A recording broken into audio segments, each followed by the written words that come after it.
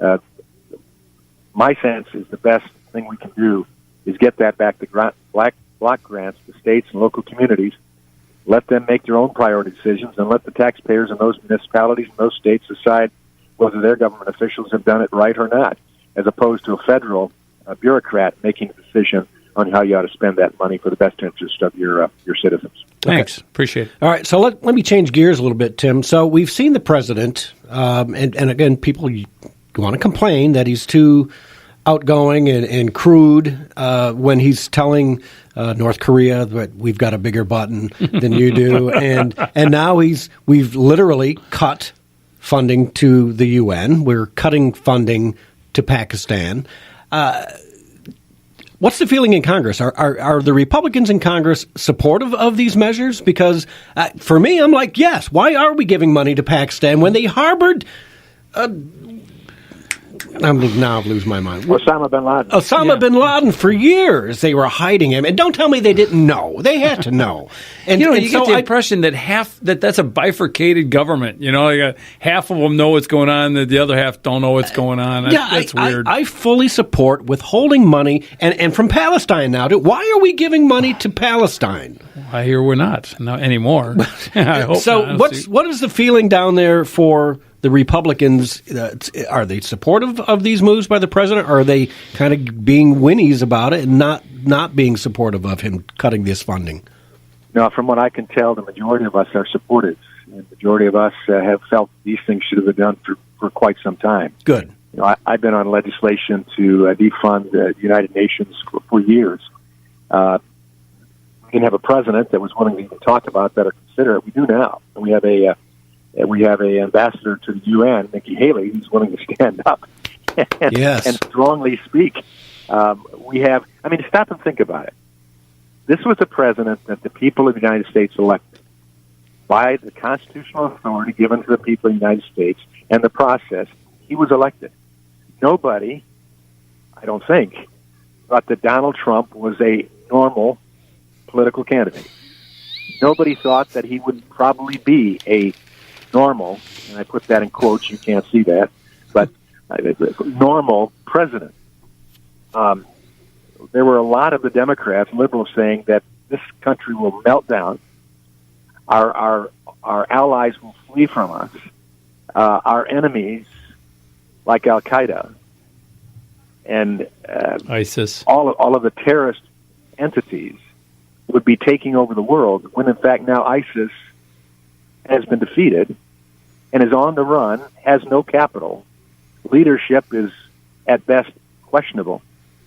And other nations are looking to America again and saying, those tweets we don't understand. I'm just using words I've heard from prime ministers and presidents and parliamentarians.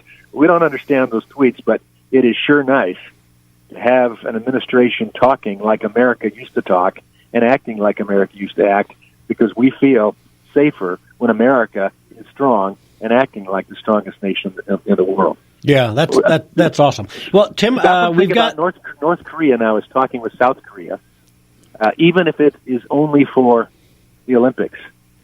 When did that happen in the past Olympics? Yeah. I wonder why. I wonder why they're all of a sudden motivated to talk. It's always easy to deal from a position of strength, and I think, thank God that Donald Trump has put us back into that position. So, Tim, we've got Jimmy from Manchester's got a question about government shutdown from you. Derek, can you bring that Jimmy in for Tim? Okay. Hey, how you guys doing? Go ahead, Jimmy. Ask your question to Tim. Yeah, my question is that shouldn't the Democrats be very careful about what they're wishing for in this government shutdown? Because if they get it, wouldn't it be possible for Trump to never rehire the people that get laid off and have it be an out for the Republicans in Congress and him to do some of the things that he wanted to do by making some of these bureaucracies like the BLM, the EPA, and what have you smaller? Wouldn't that be I know it's like making getting lemons and making lemonade, but it's just a thought.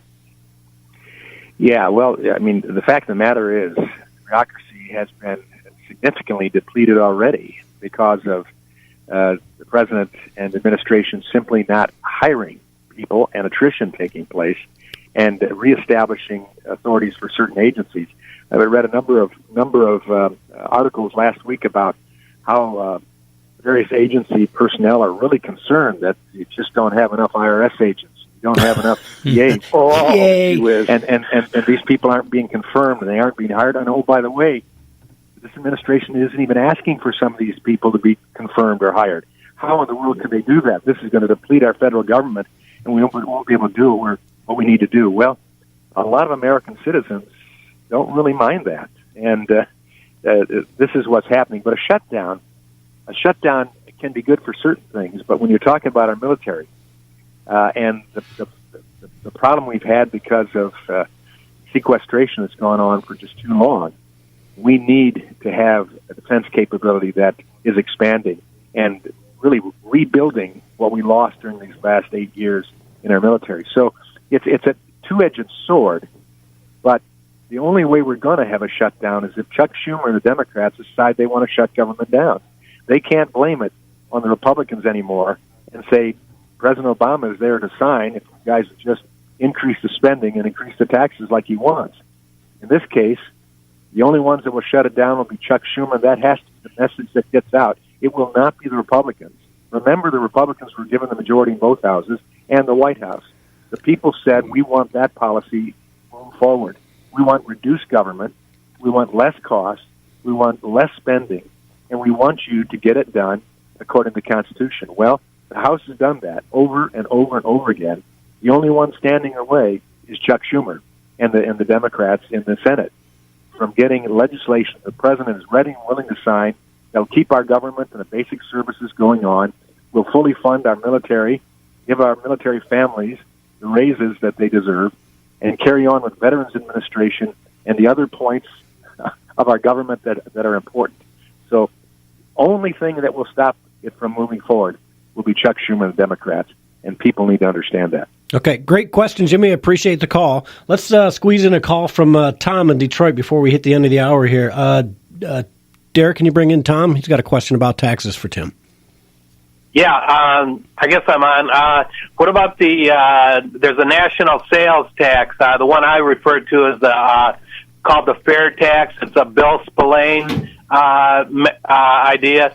They spent $22 million figuring out that they can make just as much off of this national sales tax rather than the unconstitutional income tax. Yeah, Tim? Any thoughts on the fair tax before we go?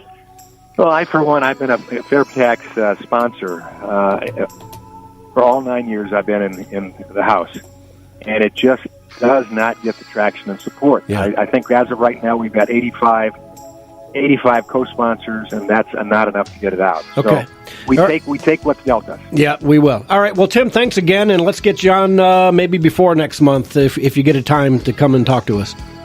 Yeah, make a call, and we'll try to work that out. All right. Sounds good. Take care. And to everybody, have a great weekend, and we'll see you next week.